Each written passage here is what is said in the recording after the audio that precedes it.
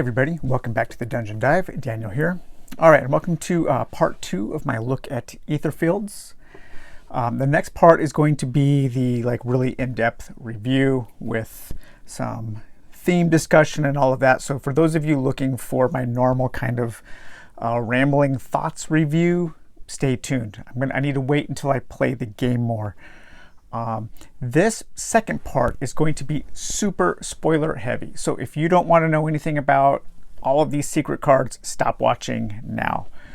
My philosophy on spoilers is, well, I kind of have two philosophies on spoilers. One, I don't give a damn about spoilers. My view on spoilers is that if something can be ruined by knowing a simple piece of information about that thing, then that thing is not worth my time to begin with. Secondly, I also believe that the onus on avoiding spoilers should be on the person wanting to avoid those spoilers. For an example, if you don't want to know about Etherfields, don't watch videos about Etherfields. That's kind of my philosophy. I know that philosophy doesn't jive with internet culture, so I am giving spoiler warnings now. I like to look at the games that I own. I know that there is a very, very slim chance that I will ever see every card in this game for the rest of my life. And by not looking at them, that's a lot of art that people spent time on that I am not going to be able to enjoy. I get disappointed when I go to a YouTube video and I want to see a detailed look at a game and the reviewer, grabs some cards. He's like, oh, okay, we're not going to show these because these are spoilers. It's like, well, I'm here to see the game. I'm here to see the cool stuff. So this is going to be a spoiler-filled look at some of the secret stuff that you will be experiencing in this game. We're not going to look at every card, but we are going to take chunks out and, have fun looking at some of the art and that kind of thing. So the first thing we're going to take a look at are some of the decks that you start the game with. All of these decks are going to be added to while you are playing the game, kind of in a legacy style. But I don't think anything is destroyed in this game. You just add to it and then you can take away to reset it. Let's just go in order here. The first one we have is this Seasons deck. And this Seasons deck is going to be a deck of cards that is going to add a kind of a worldwide change to the game while you are playing it. You start off first in ordinary days, so this is how you're going to kick off your campaign, and there's no other effect. And it says to keep these cards in this particular order. So we'll take a look. So the next one would be the Season of Secret Paths,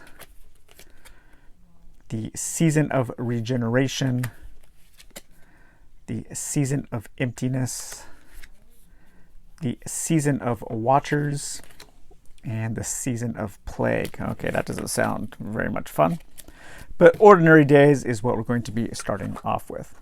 The next deck we will take a look at real quickly are the Starting Flaws. So these are going to be cards that you're going to add to your deck as you take probably some kind of significant damage or something. So it looks like 3 and 3. So we've got a Numbing Fear. You can't use attack actions or red influence cards. And then Jelly Legs, it's harder to move around. So these things are going to be plaguing your deck and causing bad things to happen to you. Now the Fate cards you will experience as you walk around the Dream World. So this is the Dream World tiles. This is like the overland map. The overworld is called the Dream World. When you go into a dream, that's the dreamscape or a slumber. Every time you move onto a space in the Dream World with a question mark, you are going to draw one of these Fate cards. And these are simple little encounters that you're going to be having. Looks like you can discover a passage. some kind of a strange hood. Each dreamer seals 2 cards, vanishing points. Sealing cards is you discard cards in a special discard area where you can't shuffle those back into your deck until you're able to unseal them. Darkness. Man, the art in this game is fantastic. Omnipresent Mist. Little shop on the corner. Man, that is so cool. See, now if I didn't buy this game and I was looking at video, I would want to see this. Like, if I saw this card, I would be, that looks like a game I need to be paying attention to. But I know a lot of people aren't like me, and a lot of people probably won't watch this video because of this. The turn cards we don't really need to look at. These will just, like I said in the other video, these just kind of dictate what the game does on its turn when it is playing against you. Now I do have a few. This is going to be my hold area where I keep my cards that are in my storage. And these are note cards, different things that you have access to while you're playing. This deck will be building up over the game. 3 things you get from finishing the tutorial are 3 chances to shop. Every time you go to a shopping location on the Dream World map there, you can use one of these cards to shop, and then they are added back into the secrets deck. So you can't just keep shopping. You have to earn chances to shop. Probably a way of throttling progress through the game a little bit. And then also during the tutorial mission, you're going to get these memory cards. And these are kind of like overarching quests that you need to pay attention to for each of the heroes, each of the dreamers.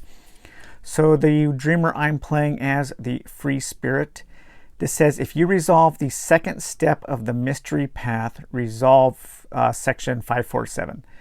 Okay, I have no idea what the mystery path is, so I'll have to remember that when I come to it. The Gambler. If the gambler ever has 5 of the ether stones or the experience, you read a certain passage. The Tough Guy. If the Tough Guy ever does an attack of 16 or more, man, that's pretty hard to get, I think. Read that passage. And then the Specialist, if you ever have 4 green cards on your laid down in your progress row, then he gets to read that. So those are cool. I'm really curious to see how the individual stories for the individual dreamers progress. The last deck that you start the game with here is going to be your initial items deck. And there are only 5 items to start the game with. You have a journal, you have a strategic plan, you have little helpers, spring perfumes, and the Book of Birds. Okay, so those are all the decks that you basically have access to after you beat the tutorial, the small card decks. And then you also have these slumber decks. So this is your initial slumber deck. Your initial slumber map deck is going to have 2 cards, and those are going to be orientated like this out on the board or your table. More and more people I've been reading are playing without the board, especially solo players. And then anytime that you are on one of these spaces with an exclamation point, you're going to be pausing your overworld journey, going into this slumber scenario and having an encounter against some entity or event here in the slumber deck. Now the slumber deck is pretty small to start with. It's only 4 cards, but you're going to be adding to it as you go. One of them is called this Delta Phase, and this is kind of a way to heal, to kind of reset some of the progress that you've made. Not in the progress, but it's almost like resetting a roguelike video game. And that is in conjunction also with this awakening spot. When you go to this spot here in the overworld, the awakening place, it's kind of like, I think your characters are awakening from a dream or something, and they get to completely reset. You reset stuff on the board, you reset things about your character. Any progress you've made on that adventure that isn't like saved in a deck, you reset. So any like gems that you've acquired, any damage you've taken, you get to reset that. So it's a way to, it's really interesting. And you have to think about it. Like, do I want to reset now, or do I want to go into this next dream maybe with a couple hit points, a couple, points of damage, but I have some cards that I've already laid out in my progress bar.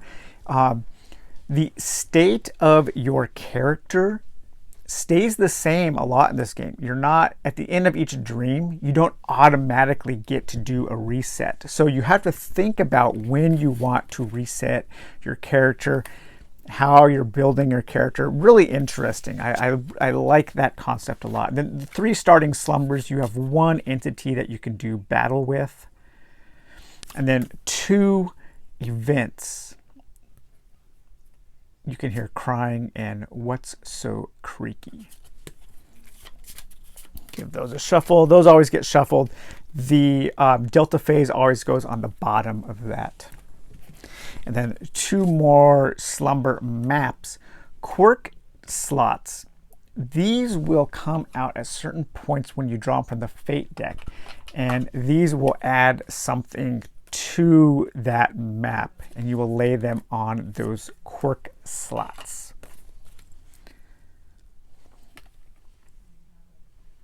But yeah, man, just great art. I cannot wait to explore this world. I'm really excited to get into the game proper. All right, so now we're going to take a look at some random big cards. These are going to be some random tile cards, and I'm just going to take chunks out at random, start from the beginning, and then we'll kind of like look through those. I'm just going to look through them really quickly. So these look like they're going to be your map tiles for different dreams, different scenarios. So let's just take a look at some of these, and like an entity that you're going to fight, an environment, some cockroaches. Oh wow, that is so cool. I cannot wait to see what that's about. This game in some ways reminds me of Time Stories and how it's depicting its different environments, but it doesn't have a lot of the issues that I had with Time Story, and that's just having to do the same thing over and over again and resetting. And I think the game is better.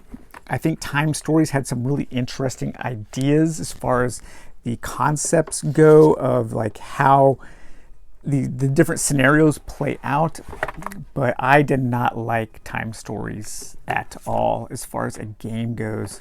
And this is giving me some of those vibes, those Time Story vibes. All right, we're going to take just another chunk of these cards out. There's a lot of these. There's over 300 of these large tiles that are going to be used to populate your dreams with. And again, oh man, just that's like an overworld map. You can tell by the big arrows. You can tell by how you travel around. So the overworld, this overworld is going to be growing. They give you 4 sheets. So this is A2 and B2.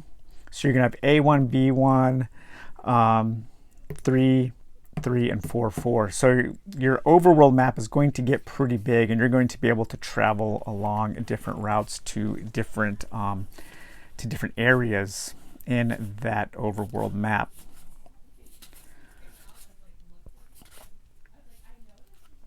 Really cool. It almost looks like a comic book. That'd be really neat if like one of the dream worlds you actually went into a comic book. It kind of looks like that. And again, it's like without context, I don't feel like this is spoiling anything for me at all, because I don't know what those are. It's just, for me right now, it's just art. It's just something to look at, something to whet my appetite of what is to come. All right, I'm going to take one more chunk of these. Oh, interesting. Those have art. Those have like a map on that on the back side and the front side. Curious. That's the boss there, Belshazzar. That is the campaign that comes in the Kickstarter version of the base game. So the Pledge Manager has reopened. So if anybody is interested, I would just recommend going there and getting the base Kickstarter version of the game. I don't know if you can get it without the stretch goals. I kind of wish I didn't have the stretch goals coming, like I said, because I really feel like there is so much in this base box already that I am going to be more than happy with what I have right now. And lastly, we'll take a look at, let's see, a few of the slumber cards that you are going to be adding to your deck. So these are mainly going to be entities that you're going to be fighting in little scenarios. And it looks like there are just a ton of them. The Furious Warden. I was talking like with this hat stuff, I almost thought of the fat officials from Demon Souls. Mad Swamp Walker, Crying Shadow. Ah, man, so much cool stuff in this game, guys. Fearsome Dogs, Friendly Dogs. So yeah, not everything you meet is friendly, and not everything has to be fought against. You can assault or you can contact. So there are different ways to encounter some of the probably the more intelligent beings, or the more benign beings, I should say, or additionally. All right, so those were some of the large cards. Now let's look at some of the small cards here. And now these are going to be cards that you are going to be adding to the various decks. Some come out and they correspond to the dream that you are in, and they will be adding all kinds of different things. It looks like, so right off the bat here, you have in this first section, you have some items that you're going to be adding. More secret cards, wisdom cards, so more rules you're going to be adding. You're going to be adding stuff to your fate deck, to your flaw deck, more rules, more influence. These are the cards that you buy to upgrade your character's decks with. Oh, that is awesome. That definitely corresponds to that dream where we saw that kid art. Oh man, I just can't wait to see what that actually entails. So more items. So let's take a look at some of these. I really like how the text is incorporated into the geography of the settings. I think that's really neat. For those of you who have seen City of Lost Children, this game has a look like that for sure, or Delicatessen. I would bet that's a pretty big inspiration for the look of the game. Silver keys, or not, silver keys were used in Lovecraft's Dream Cycle, I believe. Shrinking items, the blue door. This blue door again? We need to go in there sometime. So much mystery. That's what is really enticing me about this game, is just discovering what the hell it is we're supposed to be doing. Just learning about this world and seeing what lies in store is really captivating my imagination. I've been thinking about this game all day, and I cannot wait. As soon as I'm done making this video, I am going to I'm going to play it. I cannot wait. This is a card that gets overlaid on one of the larger cards, adding something to the spaces or taking something away. Same as that one. This game has, not only does it have great art, but it has a ton of it. I mean, you hardly see any duplicate drawings, duplicate paintings. There's a few, definitely. Not every card is unique, but I don't know, like 80% of them have completely unique art. All right, so we'll take a look at one more stack of small cards here. And let's see here. We've got some more fate cards to add, more dream cards, another fate card, another item. The boat with legs. Oh, that is so cool. Easy to fold and handle. You can go, so there's different terrain. That's like swamp terrain. So it looks like this is going to help you get across spaces that have different.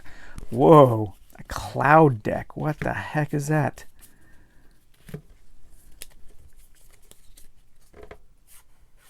Oh my gosh, it almost looks like a whole little mini game you're going to be playing. That is awesome. See, like, if I would not have looked through these cards just now, I would never know that that was in my game. And now I'm like, okay, I have to play until I see this cloud deck. I know some people probably think I'm insane for doing this, but it is clearly marked, so there should be no surprises from anybody. Wow, look at that card. Okay, so this card, you can spend 1 red to play this action, and then you get to roll the luck die. And depending on what it rolls, you get to do that. So if you get the super bad luck, like a 1, well, that's super bad. You have to seal 6 cards and go to this resolve thing, which is probably pretty bad. But if you roll good, you get a ton of resources to use on that turn. So that is just, yeah, that is awesome. So it does look like the influence cards that you're going to be adding to your deck, it looks like they get pretty damn powerful.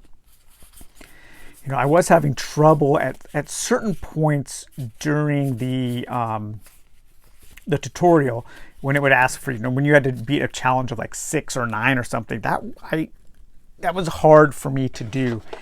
And so it's good to know that you're going to be getting some more powerful cards.